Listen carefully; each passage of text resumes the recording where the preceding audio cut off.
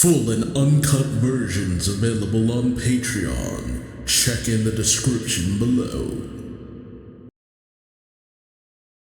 Greetings once again, Pokemaniacs. Duuz-Diz-Din back again with more of the Pokemon Adventures manga, where previously we have joined the adventures of a new Pokédex holder, the capturer Crystal, who has an uncanny need to catch any new Pokemon she comes across. Oak and Elm have more or less hired her in order to help complete the Pokédex, mostly because, well, Silver stole it and Gold is, he ain't really reliable, so what you gonna do? So Crystal goes about her journey, and because of an issue with the Pokédex transfer system, Pokeball transfer system, all Pokeballs have to be transferred through a special means directly to Professor Oak. It's essentially like how Oak keeps getting all of Ash's Pokemon, and they just start running amok, including the Mach. But unbeknownst to anyone else, well, actually no, a lot of people are aware of it, 3 figures have emerged from the burned tower, the legendary dog Pokemon,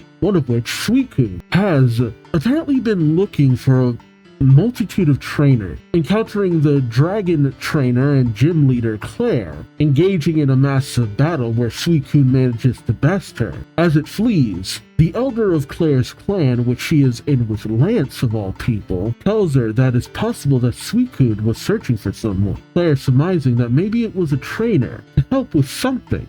But what is anyone's guess? It's still a question of what happened to Gold and Silver. But with Crystal out there as well, will it be her that manages to take down the machinations of Team Rocket that seemed to do in the 2 previous protagonists? Join me as I find out. Well, true. Alright, we pick up with a person on a Skarmory flying over the sea. The man says, "I'm late, gotta hustle." But he catches something gleaming on the ocean below. The man questioned, "What was that?" Skarmory, dive closer. And as Skarmory does just that, a bright light bursts from within the water, almost knocking the man into the ocean. We then cut over to the Johto region, Cinnawood City. Okay, it must be Chuck, where you see Chuck and his Primeape and Poliwrath doing push-ups. He says, 498, 499, 500, done. Phew, well, I'm finished here.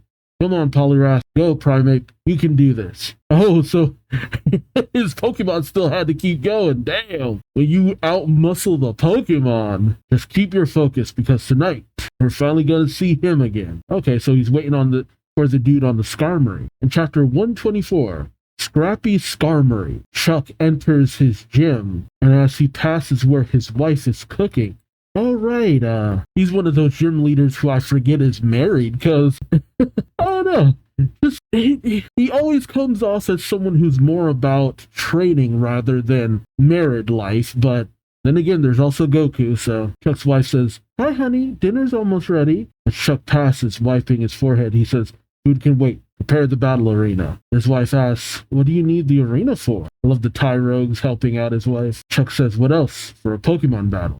Don't be all snippy with your wife, man. "My best friend and favorite rival is coming by at 7 o'clock. It's been way too long since we challenged each other." Then Chuck starts doing moves in the hallway. His wife thinking to herself, "Still 2 hours to go. You must really be looking forward to this, right?" It's like, dinner's gonna be ready soon, before he gets here. But it's nice. The idea of Chuck having a rival back in his younger days? Good stuff. Don't get to really see too much of that. Chuck thinks to himself, a shame though. A guy with great skills like that just roaming around, not settling down as a gym leader or anything. Guess that's just who he is. Still. Oh god, with the man Ash's father, we see in the gym in the battle arena, Chuck and his wife wait. His wife ponders, "It's 7:35. Did something go wrong?" Chuck simply says with a smile, "Nah, he's always late." "You gotta eat friggin' dinner. Eat your wife's cooking, Chuck." Suddenly there's some kind of sound. Chuck turns to his wife saying, "What was that?" The wife says, "The crash of the surf." Chuck stands up saying, "No, I grew up by the ocean side. I know the sound of the surf when I hear it." He races out of the gym, his wife calling out, "Honey, wait." He makes his way down the step. He sees all of his training equipment slashed, destroyed. He picks one up saying, "Cut straight through. No wave could do this, but what?" Then turns his attention to something saying, "Huh? A silver.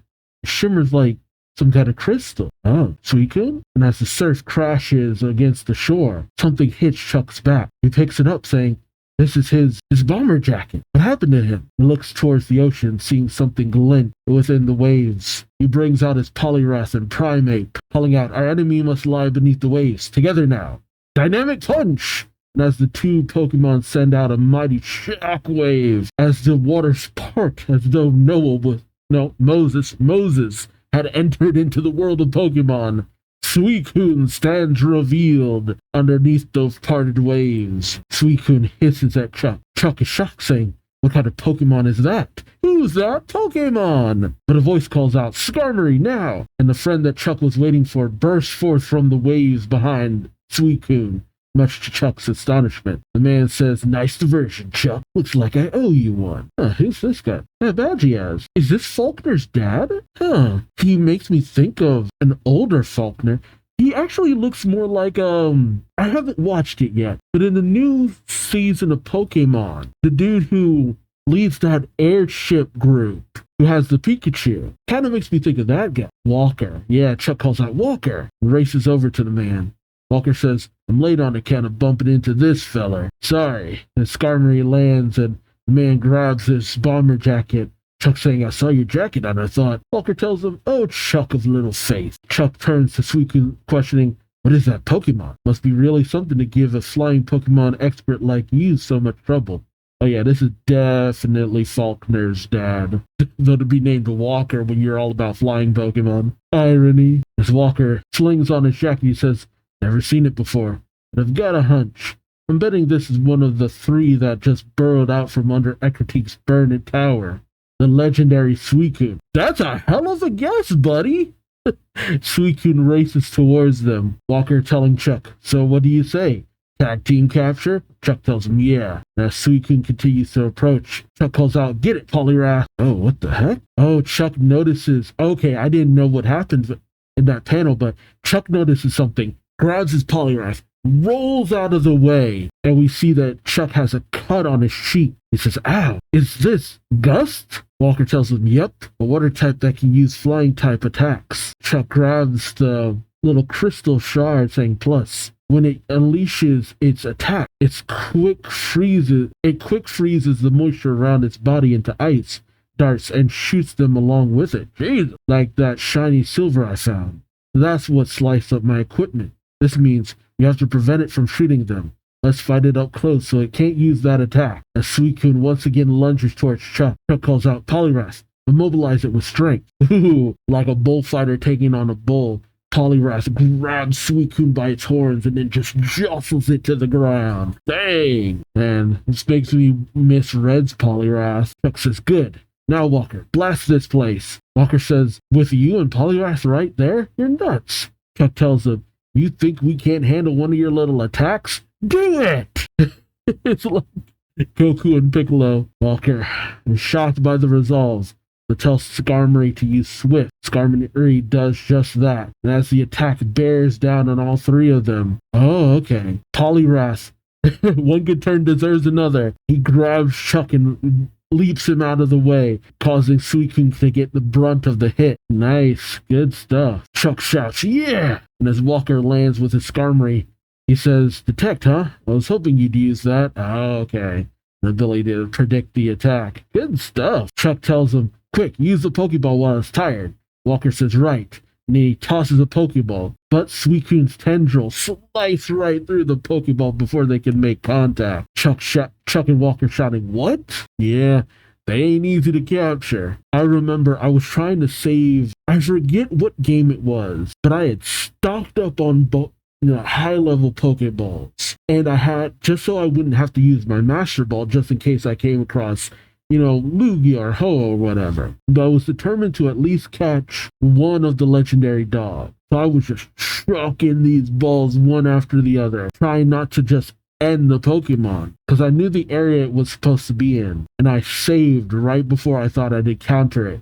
So I was just going in, doing my best not to kill it, well, make it faint, chucking balls one after the other, and then it would faint. And then I'd do it again, and then it would faint, and then I'd do it again, and then it would faint, and then again, and again, and again, and again, and again. Man, I remember I tried that for a good while.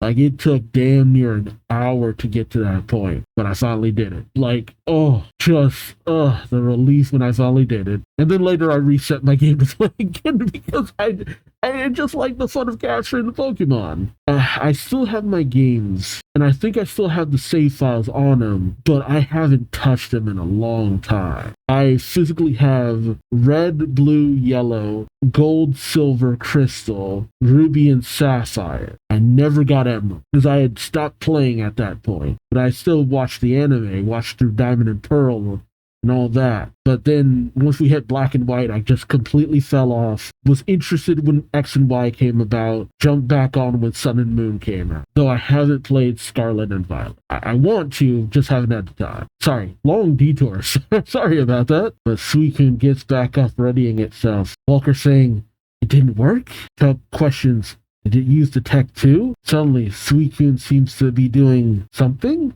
like it's floating in the air. Walker says it's escaping, gotta try, but Chuck holds him back saying, "Wait, it's not escaping. It just doesn't think we're worth fighting. I hate to admit it, but we lost." Suicune takes off, floating on the wind, leaving the two men kind of dumbfounded. Walker plops down on the ground saying, "You know what, Chuck? You haven't changed at all. Your fighting style is still hands-on and messy. That's why your students always bail on you." Chuck says, "Guess my insistence on trainers being physically fit has gone out of style, except my last trainee went back to Kanna 4 years ago and ended up as the Viridian gym leader. So maybe I've still got something to teach these kids after all." Yeah, so he trained Blue. Okay, that's cool. Was that in the game, or is that just for here? I kind of like that detail. Did I know it was Chuck who trained him? I think I knew. I'm not sure. That Squirt's as good as me now. Walker says, "Viridian gym leader, huh? I hear Violet City has a new gym leader too. New generation is coming up and getting ready to replace him." Chuck says, "Maybe. That's Suicune.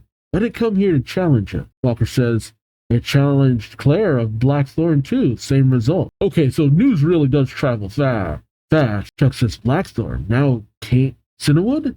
And you, with all your gym leader skills? It's in search of stronger opponents." Walker says it'll go after other gym leaders, including the new one. Chuck adds in Viridian and Violet. And we see the image of Falconer and Blue as Suicune races off into the distance. Really cool. Yeah, that's definitely Falconer's dad. Alright, we pick up with Suicune overlooking the ocean, but then it seems to sense something off towards the land, so it leaps into the distance towards a nearby town. We then pick up in another town in the Johto region. We see the gym leader Morty up atop a tall spire with his mischievous and ghastly. And I remember really waiting to see a ghost type gym leader. I always thought Morty would be kind of spooky, but Morty's kind of more surfer dude than spook, or at least from what I remember from the anime. He kind of comes off more like a psychic type dude. The townspeople look up seeing him. Farmer says, "Mr. Mayor, are you telling me he sees the future?" The mayor says, "Well, they call him the Mystic Seer. He certainly sees things others don't. Came all the way from Eckertique City. He did. A gym leader too, I hear." The farmer says, "But he's been out here like that all night long." The mayor tells him, "Shh," and Morty uses his powers, saying, "I saw it." In chapter 125, Mischievous Misgiving. As he makes his way down from the tower, he goes over to a young girl, saying, "The giraffe egg that you were separated from is a child. As a child, it's at the foot of that mountain now. I'll take you there." He takes the young girl's hand, who blushes, saying, "Okay." The farmer says, "Is he serious?" The mayor says, "Shut up and follow me." And they make their way into the forest, bringing the young girl to a giraffe egg. The farmer says, "Are you sure that's the same one?" The girl wells up with tears. And even Giraffe egg goes over and hugs her, tears in their eyes. The girl says, "Jerry, I remember that scar under his eye." Scar under his eye? Yep, there it is. Yep, sure enough. "It's my Jerry, all right." Townspeople say, "Whoa." Farmer mentioning he found it. Later, the mayor says, "Thank you so much, Morty. I know how busy you are being a gym leader and all. For you to come all this way just to help my daughter." Morty says, "Oh." The mayor says, "We're honored." The mayor's daughter says, "Thank you so much. I guess it's true. You really can find anything." Morty, do you know at all what happened in Eckertique City, buddy?" Like, I feel like you should be a little worried about where you come from. It's kind of wondered about that. Morty tells her, "Anything. I'd be lying if I said that. The mayor's daughter questions, what do you mean? Morty explains, saying, twice I've tried to see something and failed. Once was to fulfill the dream I've had since I was a little kid, finding a rainbow Pokemon. Turns out my gift doesn't work for personal gain. Oh, he should try to find Ho-Oh. I know he has some kind of friendship with Suicune, but I don't know if that was just the anime. Yeah, oh, speaking of which, I just had to go down further down the page. Morty saying, the other time was when a man named Suicune was looking for a Pokemon called Suicune. I tried to see the spot where it was said to lie sleeping, but I just couldn't. That's how I got to understand how the legendaries have stayed legendary. On the plus side, I got to be friends with Suicune. He's probably still searching for it. The mayor's daughter says, Suicune? I wonder. Somebody, get a radio quick. One of the townspeople say, okay. The girl takes the radio and starts to try to access it, saying, I could have sworn I heard the name Suicune on the radio. I'll tune in to the news. Okay, so people just know it's Suicune and it's out and about. Interesting. Then again, even in the games, people report to you that, hey, I saw this thing over in this area, or yada, yada, yada. But I remember them being a lot more vague about it. But maybe that's just faulty memory. The mayor's daughter turns on the news, with it reporting multiple sightings throughout Johto of the 3 Pokemon who appeared yesterday from beneath the ruins of Ecruteak City's tower. One of them has reportedly attacked the gym leaders of Blackthorn and Canewood City. Or Cyanwood? I don't actually remember how to pronounce that. Alright, looked it up real quick. Cyanwood. The leaders of Blackthorn and Cyanwood City, before beating a hasty retreat, it is believed to be the Pokemon called Suicune. And then it cuts out. Much to Morty's astonishment, he says, Suicune awoke in Ecruteak while I was away from the gym? Mischievous, ghastly. Let's go. As he takes off, the mayor calls out, but Morty. But as he makes his way into the forest, he says, fog? No, this feels like, keep your guard up, maybe. Maybe our newly awakened friend is about to pay us a visit. And powers of perception. Time for a preemptive strike. Ghastly, as Ghastly makes multiple duplicates of itself. Morty saying, excellent, reveal yourself. And he puts his 2 fingers to his forehead. He activates the Makan Kosapo and fires it at Suicune. I'm sorry, I can't. I'm in a Dragon Ball mood today. But he uses his ability to detect Suicune's whereabouts. Morty says, I saw it. It burned into my eyes. Mischievous. Psywave. The Mischievous does just that, blasting away the mist, revealing Suicune. But as Morty calls out to the Pokemon, it unleashes a blast, narrowly missing Mischievous. Suicune beats a hasty retreat, cutting down a tree along the way. Morty and Mischievous follow, saying, just you try and run. You're already caught in my trap. And as Suicune makes his way back into the city, he bumps past the mayor's daughter, causing her to drop a basket full of apples. Morty says it's gone right into town, but soon, suddenly, Suicune is halted, paralyzed in its tracks. As Morty approaches, he says, it's working. Why do you think Ghastly disappeared into the mist like that? It was using Thunderbolt to cast an electric net around the area and scatter blasts along the road before you got here, which, goddamn. Now I'm guessing you can't move a muscle. Time for a Pokeball. And he pulls out a special ball? Oh, it's a great ball. It's a great ball. Oh, but as Morty throws it, it phases right through Suicune, much to Suicune's astonishment. Wait, what? And suddenly, the town, Suicune, everything around Morty and Mischievous disappears. Morty says they vanished, only to turn and be staring at 4 copies of himself. He's shocked and says, what the? But as he reaches out to touch the reflective surface, it breaks and shatters. Morty, stunned, looks down and sees his Mischievous, saying Miracle, reflects the attack back and multiplies it. But when we tried to paralyze it, it was Mischievous, not Suicune, that got hit by it. Sorry, Mischievous. Morty picks up his Mischievous and cradles it in his arms. He tries to use his abilities again, but sees nothing this time, saying, just as I thought, gone. Ghastly approaches, and Morty tells him, Ghastly, we lost. That paralyzing blast even had me hallucinating. I'll never catch that rainbow Pokemon if I can't fight better than this. He then gets on his Pokegear, saying, hello, you seen? It's me, Morty. Well, you'll never believe who I just fought. Yep, Suicune, the legendary. It was amazing. Amazing how badly I lost, that is. Morty does have a very chilled out personality, which always took me off guard. Because, I don't know, I guess it's because with Sabrina, in most depictions I saw, she was either menacing or very gloomy. So I'm thinking, okay, That was a psychic type trainer. What's a ghost type trainer gonna be like? And then Morty was nothing like anything I pictured. Blonde hair, a hippie-like attitude. He comes off more like Yo from Shaman King more than anything else. Which I won't say it's a bad thing. Though I will say that Morty is not the most memorable to me in terms of gym leaders. Go figure. Not saying he's bad, just not as memorable. We then pick up with Crystal riding on her Arcanine, saying, I haven't had any luck in days, Professor Oak. Nothing since my encounter with that legendary Pokemon. Do you have any new intel on Suicune? Oak says, only that Suicune has been appearing in various gym leaders in the region. Crystal repeats, to the gym leaders, huh? Oak tells her, although I do have a thought. Where was your Pokedex when you saw it? Crystal says, in my bag. Oak says, how close did you get to Suicune? Crystal responds, 10 feet, I'd say. Oak tells her, excellent. And the Pokedex will have come in contact with Suicune.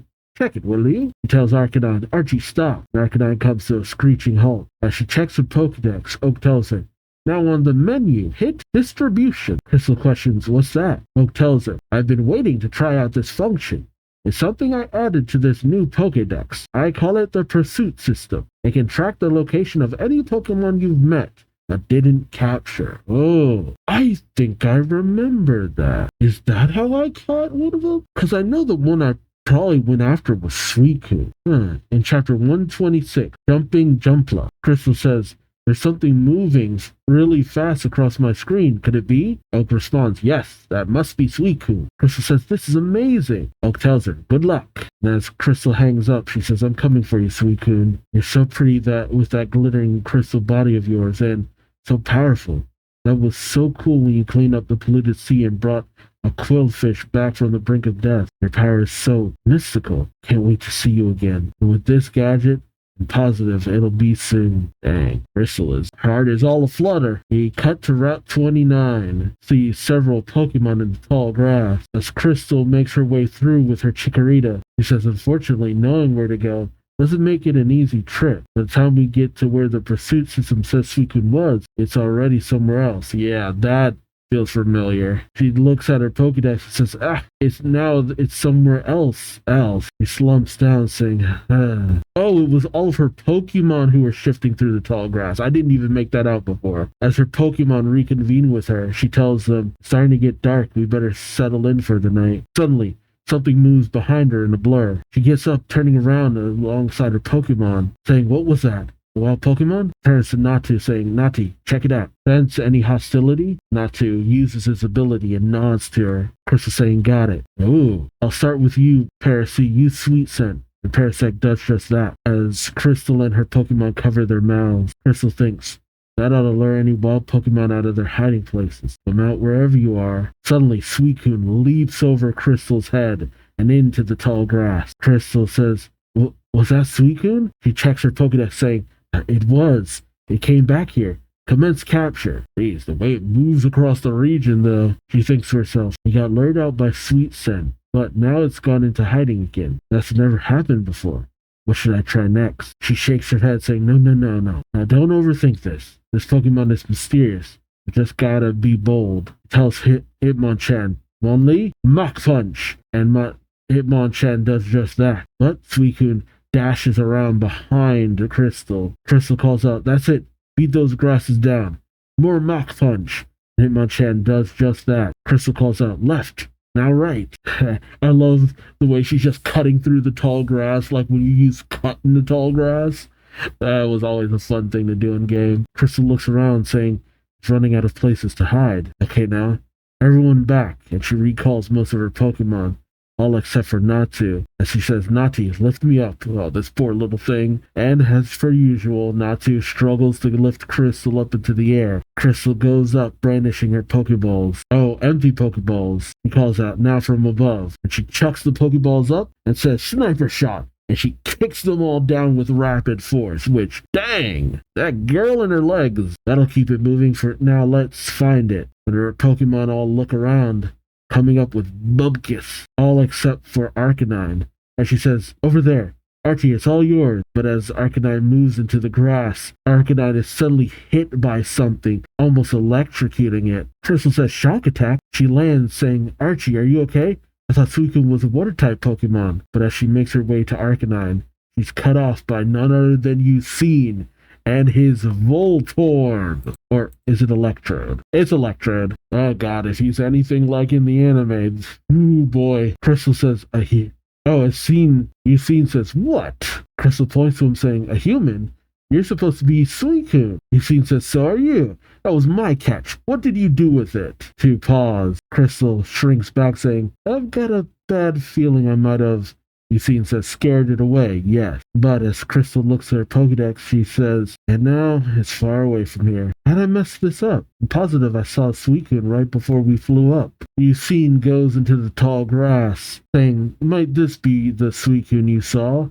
And he pulls out a device powered by Electrode that creates a projection of Suicune, much to Crystal's surprise. Suicune pontificates, saying, ha ha ha, my 3D imager. I used it to try and trick Suicune into thinking it saw its own kind to lure it closer. Crystal thinks to herself, just what I needed. Suicune points to her, saying, you mean to say you seek Suicune as well? That makes us rivals. He then creepily tilts up her head from her chin, saying, so what's your name? Okay, Suicune, how old are you, buddy?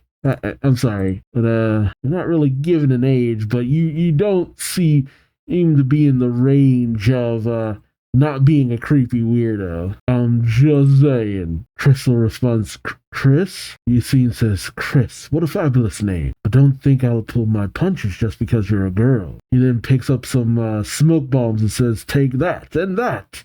He throws them down, throwing Crystal off, causing her to cough up a storm, saying, what the heck? Along with her Pokemon. Suddenly Suicune laughs, ha ha ha, farewell, Chris, as we see him floating away on his Jumpluff. He says, the first one to capture Suicune will undoubtedly be me, the culmination of a decade of hunting.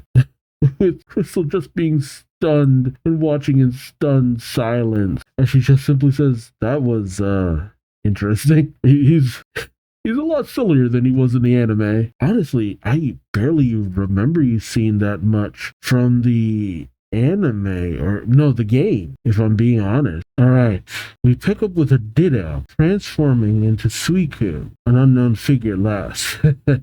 Meanwhile, we pick back up with Crystal, watching Suicune float away on his, oh god, I'm already forgetting the name of the Jumpluff. His Jumpluff. In chapter 127, Milk Tank Melee, as Crystal questions, what is the deal with that guy? And then finds a picture floating away from him towards her. He grabs it, saying, a picture of him? And it says, with love, Suicune. And she questions, Suicune? We then cut to Moo Moo Farm, where a milk tank seems to be in bad shape. The farmers say, hang in there, Millie. The male says it's getting sicker, while the female farmhand says, hasn't given milk in days. And something suddenly lands right behind them. As they turn, the male says, what the? Only for Suicune to rise, saying, pardon-moi, splendid day. Splendid hay saved me. Where his Jumpluff seems to be incapacitated. The male farmhand questions, where do you come from? Suicune straightens his tie, saying, I was enjoying an aerial expedition until my Jumpluff was struck by a gust of wind. And then straightens out his collar, saying, the spring breeze, so lovely, so fickle. Yes. The female farmhand says, I think maybe he hit his noggin. The male farmhand pushes him out the door, saying, look, we're busy here. Leave some cash for the roof repair. And Suicune sees the sick milk tank and says, oh. He examines it, saying, this poor milk tank looks ill.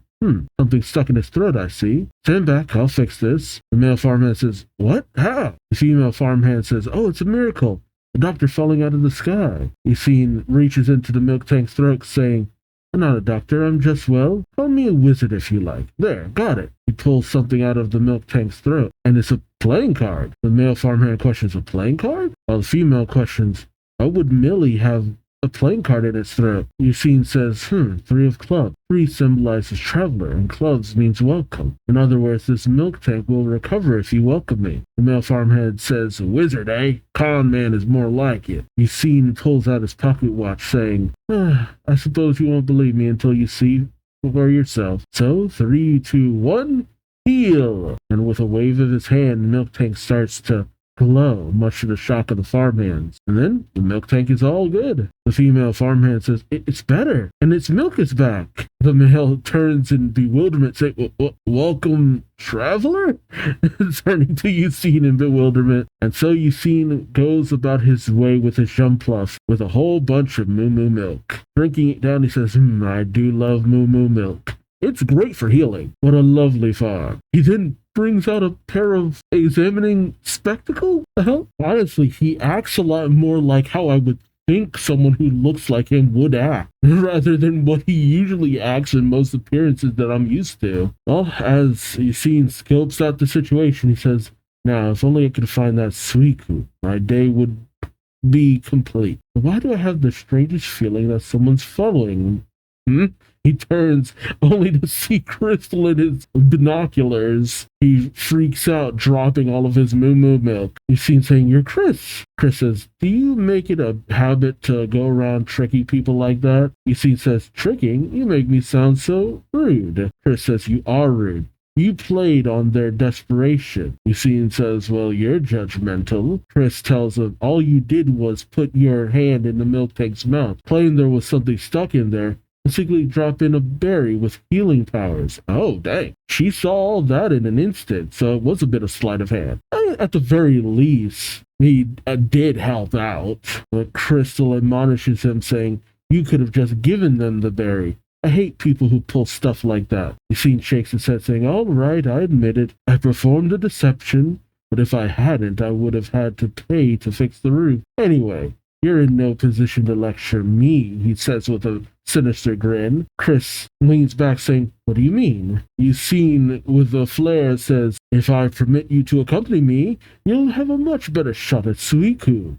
That's why you've been following me, isn't it? Crystal shows her Pokédex, saying, hardly. I'm following my Pokédex pursuit system. It led me here a second ago. Yucine looks around, saying, that means the presence that I sensed. Was I just imagining it? But suddenly, a chill runs down his spine. He tackles Crystal, saying, Crystal, look out! As something strikes at the spot that they just were at. It was a massive amount of force, destroying the nearby fence. Crystal questions, Ice Beam?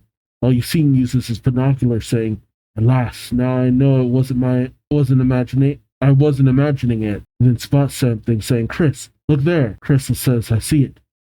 That's... And Suicune is off in the distance, much to their shock. So Yucine brings out his electrode. And you know what? That's much better than the last time I saw somebody riding an electrode. Yucine just jumps up, and with its electric and electromagnetic abilities, it just floats off the ground and goes forward, while Crystal brings forth her Arcanine to race after them. Yucine says, ha ha ha, the one following me was Suicune. It must have realized it had no hope of escaping me.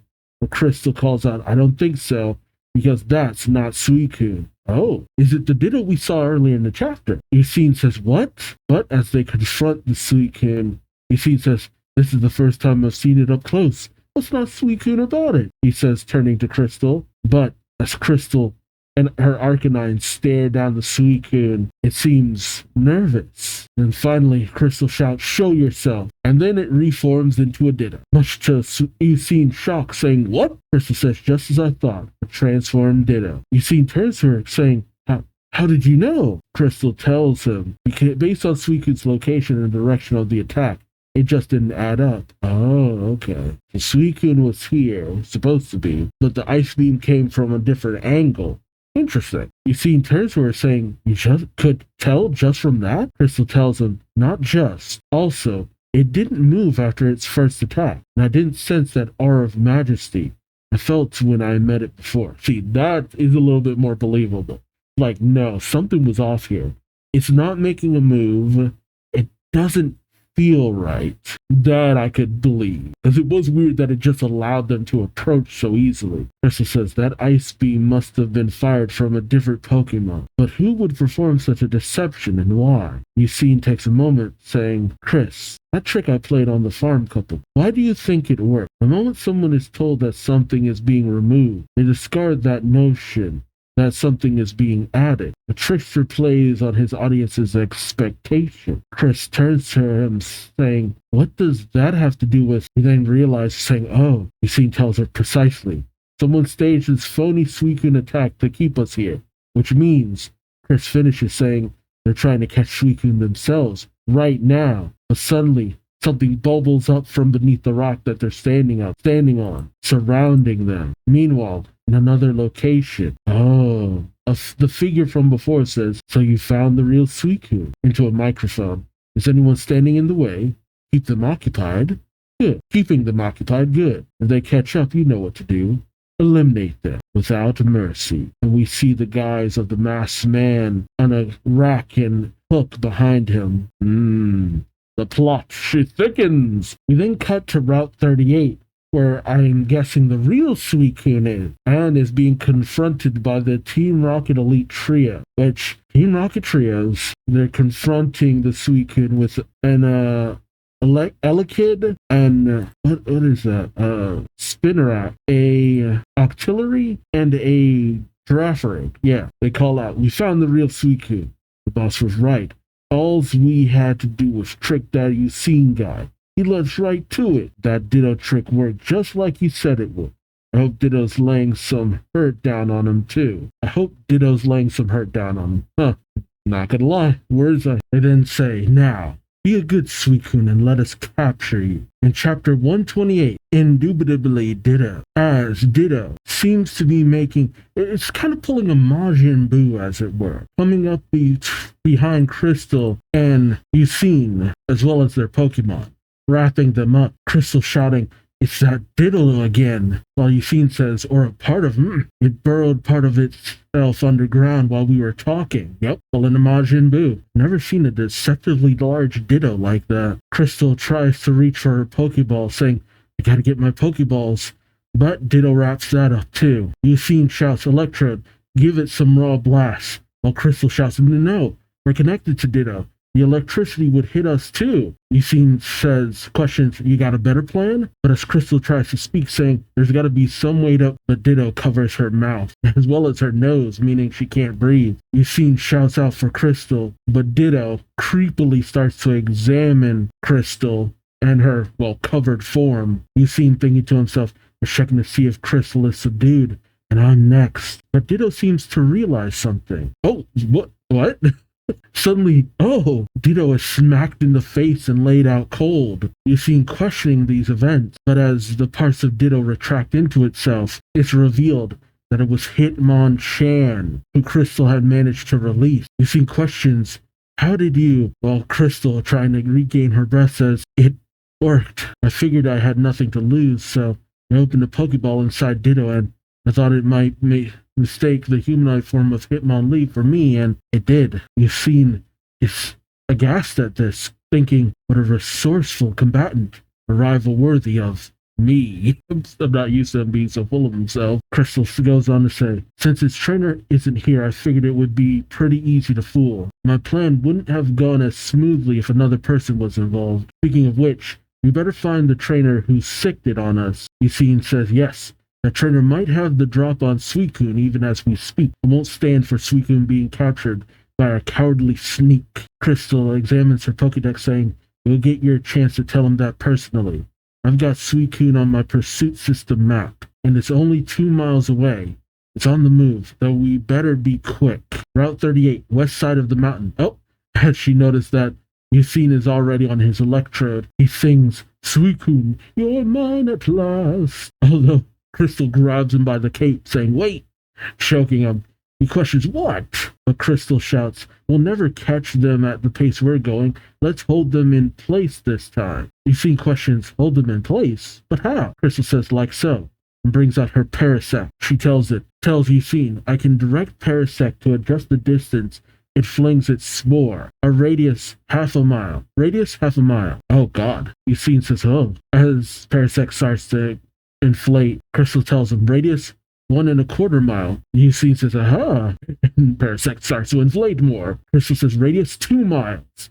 And Parasect inflates even more, with Suicune backing up, saying, "Oh!" And Parasect erupts, unleashing a barrage of spores all across the 2-mile radius. We cut to Route 38 along the mountain, where the Rocket Elite Trio is riding upon their Giraffering, while Elekid is riding on top of Spinnerak. why is it that I can remember Ariados's name better than Spinnerack? The Rocket Trio shouted, ha ha ha, it's over, Suicune. The Suicune seems to notice something, diving into the brush. The trio say, hey, stop, only for the spores to get to them too. Them saying, huh, what? It's powder. Girafarig slows down. Elekid hits the ground head first. The trio says, what's the matter, Girafarig? This is spore? And even Spinnerack is sleeping whilst tied to its web. The trio shout, don't fall asleep on me. You can even see it affected the entire milk tank herd over by the farms, them all sleeping in the field. As Suicune and Crystal ride upon Electrode flying through the air, which is such a funny scene to see. Suicune looks around, aghast, saying, extraordinary. Every Pokemon in the vicinity is sound asleep. Crystal tells him, normally I'd never do this, but because we're out in the country with no people around for miles, Suicune gets out his binocular saying, so you'll break your personal code of conduct for a chance at Suicune. Crystal asks, wouldn't you? And is anything we would do as bad as what the people we're up against are capable of? Oh wow, getting into a bit of a moral conundrum right now. Suicune is paused at this remark. He then says, in other words, we don't want innocent Suicune to be corrupted by such people. Crystal gives a determined nod, and even the most usually verbose Suicune gives even more pause to this notion. But then he shouts, oh, I see them. So, this is for you, Chris. Handing over a Suicune doll. Oh god, what is that? He leaps off of Electrode, saying, and I'm off. I'm guessing using his cape to glide, maybe? I don't know. Crystal looks at the doll saying, what? Oh, but suddenly the doll's mouth opens. Suicune saying, I saw the bad guys through my scope, but not Suicune. You must have given them the slip when Spore was launched. So Suicune is still out there somewhere.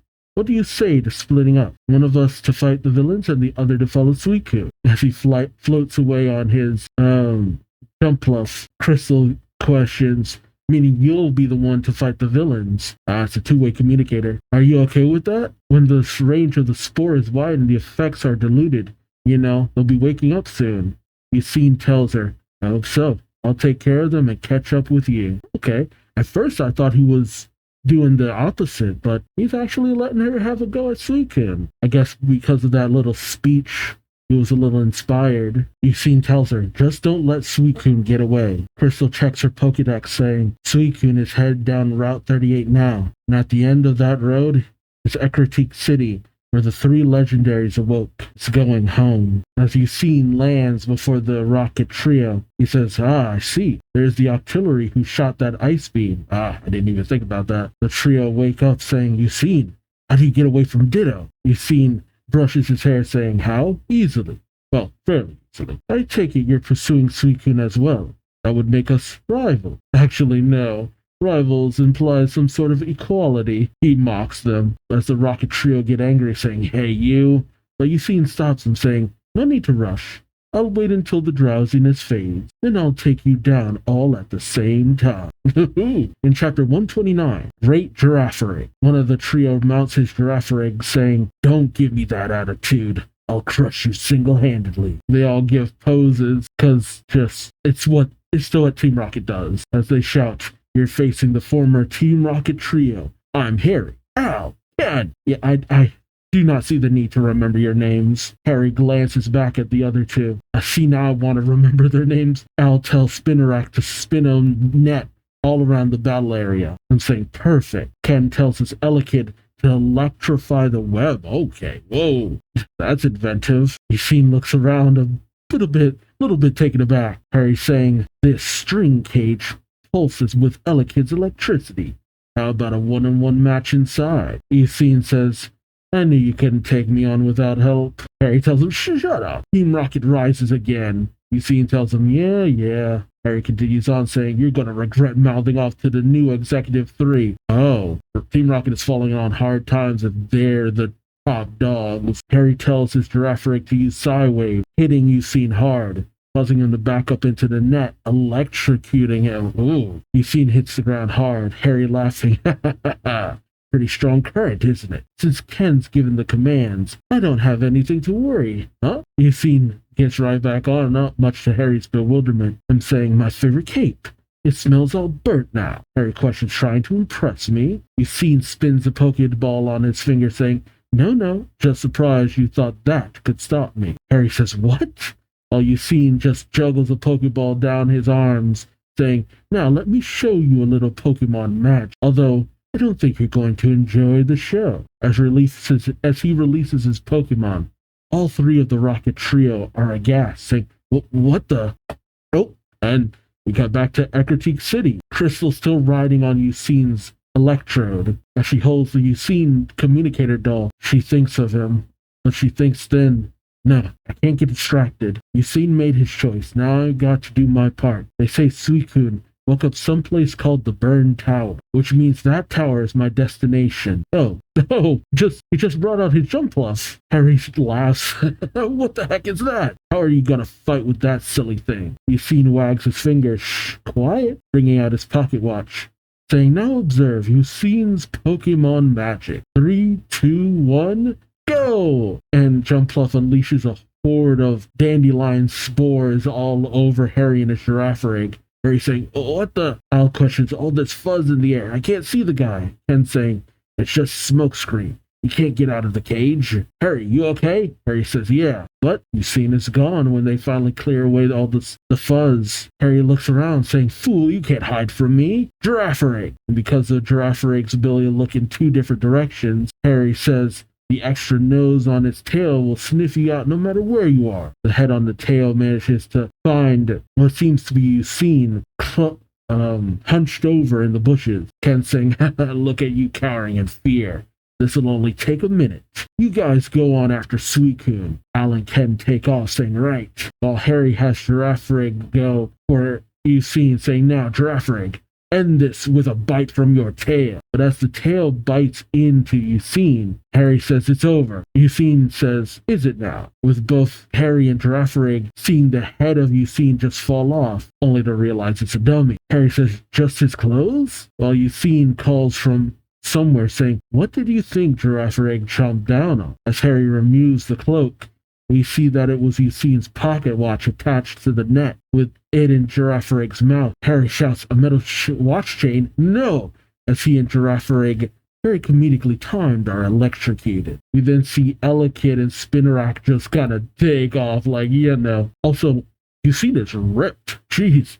He removed all his clothes except his gloves and why is he wearing a Speedo? I don't know how to feel about that, but he just pops out of the ground next to Harry, saying everyone knows Girafarig tail bites whatever it smells, so I sprayed cologne on my clothes right where the chain would be. Oh, and about your friend, the two you sent after Suicune, you remember how they were covered in Jumpluff's fuzz? Well, I slipped a little surprise into that fuzz, as we see Al and Ken riding off on a Tauros.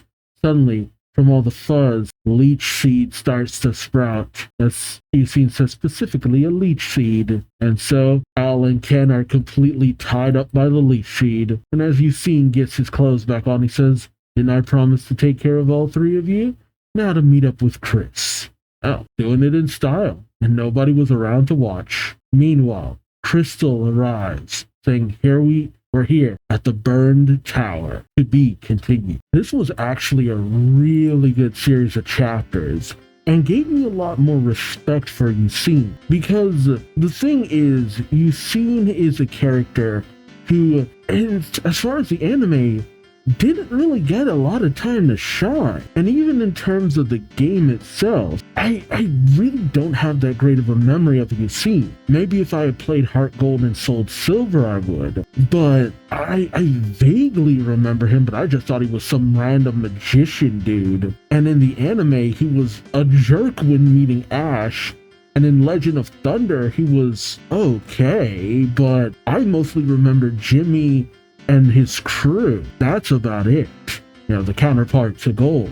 So, seeing him in action here is actually just really impactful, because he comes off as the suave, debonair dude, full of himself, but he has skills to back it up in that too. And that kind of respect he gains towards Crystal, I like it.